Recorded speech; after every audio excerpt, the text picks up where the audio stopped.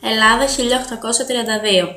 Μια χώρα που αγωνίζεται να ανακτήσει την ελευθερία της, να επεκτείνει την επικράτειά της, που έχει βγει από έναν εθνικό απελευθερωτικό πόλεμο και είναι κατεστραμμένη. Σε αυτές τις δύσκολες μέρες, μια κορυφαία πολιτική προσωπικότητα γεννιέται στον Ναύπλιο. Στην πόλη που δολοφονήθηκε ο Ιωάννης Καποδίστριας, πρώτος κυβερνήτης της νεοσύστατης χώρας, ένα χρόνο μετά θα γεννηθεί ο πολιτικός που θα συνδέσει το όνομά του με την προσπάθεια για εξυγχρονισμό και ανάκαμψη της χώρας. Ο Χαρίλαος Τρικούπης γεννήθηκε στον Ναύπλιο στις 11 Ιουλίου 1832. Γιος του πολιτικού και ιστορικού Σπυρίδωνα Τρικούπη και της Εκατερίνης Μαυροκορδάτου, αδερφής του Αλέξανδρου. Διδάχτηκε τα πρώτα γράμματα στο Ναύπλιο και φοιτησε στο Γυμνάσιο της Αθήνας. Μετά την τριετή φοιτησή του στη νομική σχολή του Πανεπιστημίου Αθηνών, μετέβη στο Παρίσι, όπου συμπλήρωσε τις σπουδές του και αναγορεύτηκε διδάκτορ νομικής.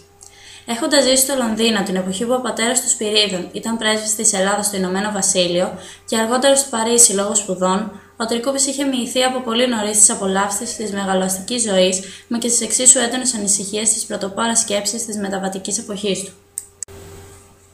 Κάποια στιγμή, ο Τρικούπης, το πότε δεν είναι ακριβώς γνωστό, μετέβη στην Αγγλία και ξεκινούν τα χρόνια της διπλωματικής του εργασίας στο Λονδίνο. Χρόνια που υπήρξαν πολλαπλώς χρήσιμα γι' αυτόν. Του επέτρεψαν να γνωρίσει από κοντά την ηθήνουσα τάξη της Μεγάλης Βρετανίας, τον τρόπο σκέψης των Άγγλων και τον μηχανισμό της Βρετανικής διπλωματίας. Το κέρδος από την εμπειρία αυτή αποδείχθηκε ευθύς αμέσως κατά την διαπραγμάτευση της συνθήκης για την Ένωση των Επτανήσεων. Πράγματι, όταν κατά τα τέλη Οκτωβρίου του 1863 η Βρετανική κυβέρνηση κάλεσε την τότε ελληνική να διορίσει πληρεξούσιο για την διαπραγμάτευση της συνθήκης της Ένωσης, αυτή επέλεξε τον Τρικούπη. Μόλις αναχώρησε από την Αθήνα ο Τρικούπης, η ελληνική κυβέρνηση πληροφορήθηκε ότι ήδη είχε υπογραφεί στο Λονδίνο από τις 5 δυνάμεις η συνθήκη που θέσπιζε βαρύς όρους για την Ένωση. Πρώτον, κήρυξη της ουδετερότητας των Επτανήσεων. Δεύτερον, κατεδάφιση των φρουρίων. Και τρίτον, διατήρηση όλων των συμβάσεων με τις δυνάμεις. Ο Τρικούπης δεν δέχτηκε το τετελεσμένο γεγονός. Άλλωστε και η κυβέρνηση έκρινε απαράδεκτους τους όρους, οι οποίοι λόγω της νοοτροπίας της εποχής έφυγαν βαρύτατα το εθνικό φιλότιμο.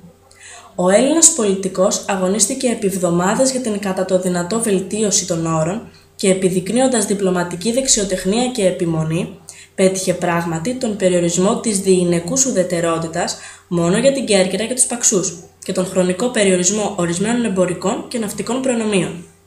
Έτσι η τελική συνθήκη υπογράφηκε το Μάρτιο του 1864. Το 1865 ο Τρικούπης εξελέγει βουλευτής Μεσολογγίου ως ανεξάρτητος απλός προσκύμενος προς τον Αλέξανδρο Κουμουνδούρο, ο οποίος του ανέθεσε το Υπουργείο Εξωτερικών. Έτσι, σε ηλικία μόλις 34 ετών, βρίσκεται να αναλαμβάνει ένα εξαιρετικά σημαντικό Υπουργείο και μάλιστα σε πολύ κρίσιμη στιγμή, λόγω της έναρξης τότε της Μεγάλης Κρητικής Επανάστασης. Μάλιστα, πολλοί και κυρίως ο Δελγιώργης τον κατηγορούν δρυμύτατα γιατί γενικεύοντας το κρητικό ζήτημα εμφανίστηκε να ζητά όχι μόνο την παραχώρηση της Κρήτης αλλά και της Θεσσαλίας και της Ηπείρου. Το έργο του.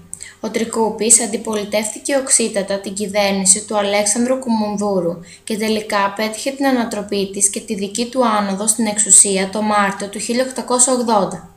Η οικονομική πολιτική, την οποία εγκαινίασε έκτοτε και ακολούθησε κατά την επόμενη 12ετία, κάθε φορά που βρισκόταν στην εξουσία χαρακτηρίστηκε μεγαλεπίβολη ή σύμφωνα με τους πολιτικούς του αντιπάλους μεγαλομανής και ασύνετη. Την διέκριναν από εκείνη της προηγούμενης περίοδου από την πτώση του Όθωνος και μετά η οποία χαρακτηριζόταν με επίοικια πολιτική νοικοκυροσύνης. Ωστόσο η πραγματικότητα ήταν διαφορετική. Η πολιτική του Τρικούπη υπήρξε βέβαια τολμηρή και σε ορισμένες περιπτώσεις υπέρ το δέον αισιόδοξη, ενώ όχι σπάνια και λανθασμένη, αλλά η δημιουργία σύγχρονου κράτους ανάγεται σε εκείνη την εποχή. Στην Ελλάδα του 1874, ο κυριότερος παράγοντας πολιτικής αστάθειας ήταν ο βασιλιάς, που όταν διαφωνούσε με μια κυβέρνηση δεν δίσταζε να την ανατρέψει. Ο Τρικούπης, σαν νέος πολιτικός τότε, εξέφρασε την αντίδρασή του σε αυτή την πολιτική, σε άρθρο του με το χαρακτηριστικό τίτλο «Τι φταίει». Υποστήριζε ότι ο βασιλιάς θα έπρεπε να διορίζει πρωθυπουργό μόνο εκείνον που είχε την δεδηλωμένη εμπιστοσύνη της Βουλής. Και ο Γεώργιος διόρισε τον επικριτή Τρικούπη προσωρινό πρωθυπουργό για να πραγματοποιήσει εκλογές. Μάλιστα, εκφώνησε στη Βουλή και λόγο γραμμένο από τον ίδιο τον Τρικούπη, στον οποίο αναγνώρισε την αρχή της δεδηλωμένης. Έτσι αρχίζει μια νέα φάση στην πολιτική ζωή της χώρας.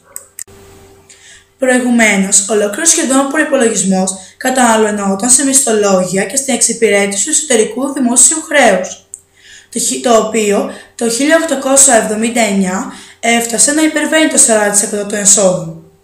Η περίοδος του Τρικούπη υπήρξε σε γενικές γραμμές η περίοδος των εξωτερικών δανείων. Το 1881, μετά από εκλογές, ο Τρικούπης βρίσκεται και πάλι στην εξουσία. Εν τω μεταξύ, ο Αλέξανδρος Κουμουνδούρος πεθαίνει και ο Τρικούπης μένει απόλυτος κύριος του πολιτικού κόσμου, με μοναδικό αντίπαλο τον Θεόδωρο Διλιγιάννη, που τότε προβάλλει στο πολιτικό προσκήνιο. Η κυβέρνησή του είναι η μακροβιότερη ως τότε και εκείνη που προετοίμασε την Ελλάδα για την είσοδό του στην οικογένεια των προηγμένων ευρωπαϊκών χωρών. Όταν ο Τρικούπης ανέλαβε, η ατμόσφαιρα ήταν ευχάριστη λόγω της προσάρτησης της Θεσσαλίας. Η πραγματικότητα όμως ήταν διαφορετική. Τα οικονομικά ήταν σε άθλια κατάσταση, ωστόσο εκείνος δεν πτωήθηκε. Προχώρησε στην τολμηρή πολιτική της ανάπτυξης των φυσικών πόρων του τόπου. Κατασκεύασε σιδηροδρομικό και οδικό δίκτυο και λιμάνια. Οργάνωσε ταχυδρομική και τηλεγραφική υπηρεσία και γενικά επιδόθηκε σε έργα υποδομής, γιατί πίστευε πως μόνο με την ταχύ ρυθμικονομική ανάπτυξή της η χώρα θα βγει από την οικονομική αποτελμάτωση. Πράγματι, επιτέχθηκε σημαντική αύξηση των δημόσιων εσόδων με την οργάνωση των οικονομικών της χώρας, που για πρώτη φορά επιχειρήθηκε ουσιαστικά. Ο Τρικούπης υπήρξε ο πραγματικός αναμορφωτής του δημοσιονομικού και διοικητικού οργανισμού της χώρας, ο εκφραστής των νέων ιδεών του φιλελευθερισμού, της εκβιομηχάνησης και της ανάπτυξης. Μάρτιος 1896. Ο Τρικούπης έχει δηλώσει καιρό πριν με επιστολή του, αρχικά στην αδερφή του Σοφία, ότι αποσύρεται από την πολιτική ζωή απογοητευμένος από την αδυναμία της Βουλής να ασκήσει ουσιαστική επιρροή στην κυβέρνηση του τόπου. Παραιτείται ενώ είναι βουλευτής και αρνείται να υποκύψει σε πιέσεις φίλων που σκέφτηκαν ακόμη και να θέσουν υποψηφιότητα για λογαριασμό του. Το κάνουν και στις επαναληπτικές εκλογές του Μαρτίου του 1896 εξελέγει σχεδόν υποψηφής στην επαρχία Βάλτου. Όμως εκείνος που βρίσκεται στις Κάνες ασθενεί. Την ώρα που ελληνικός και διεθνής τύπος αφιερώνουν άρθρα και βιογραφικά σημειώματα, όσα σε κανέναν άλλο Έλληνα πολιτικό, η κυβερνητική αθηναϊκή εφημερίδα Πρωία ανήγγειλε απλά στη δεύτερη σελίδα ότι ο Τρικούπης απέθανε, ενώ αρκέστηκε σε ένα σύντομο βιογραφικό σημείωμα για το πόσες φορές πήρε θέση εξουσίας. Το ταρυχευμένο του σώμα έφτασε τον Απρίλιο του 1896 στον Πειραιά. Μεγάλο πλήθος λαού το συνόδεψε ως το σπίτι του, όπου εναποτέθηκε σε δημόσιο προσκύνημα. Ο Τρικούπης υπήρξε ο πιο ολοκληρωμένος Έλληνας πολιτικός του 19ου αιώνα. Ήταν βέβαια υπεραισιόδοξος και έσφαλε στην εκτίμηση του χρόνου απόδοση του δημιουργικού του έργου. Θα ήταν όμως δύσκολο να καταδικαστεί.